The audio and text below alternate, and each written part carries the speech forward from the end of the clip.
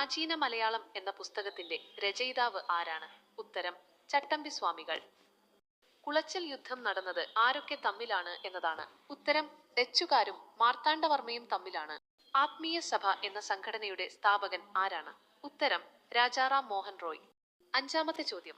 ചൈനയിൽ ചരിത്രപരമായ ലോങ് മാർച്ചിന് നേതൃത്വം നൽകിയത് ആരാണ്? ഉത്തരം മാവോ സേത്തുങ്.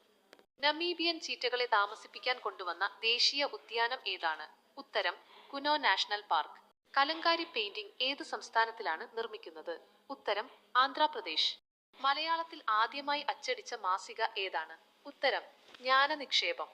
ക്യൂ എന്ന പദം ഏത് സംഭവവുമായി ബന്ധപ്പെട്ടിരിക്കുന്നു? ഉത്തരം ബില്ലിയാർഡ്സ്.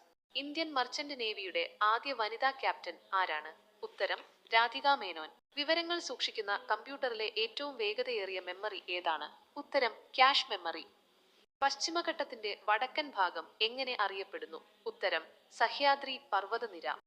അന്തരീക്ഷത്തിന്റെ ആർദ്രത അളക്കാൻ ഉപയോഗിക്കുന്ന ഉപകരണം ഏതാണ്? ഉത്തരം ഹൈഗ്രോമീറ്റർ. കലാപം നടന്നത് ഏത് വർഷത്തിലാണ്? ഉത്തരം 1812.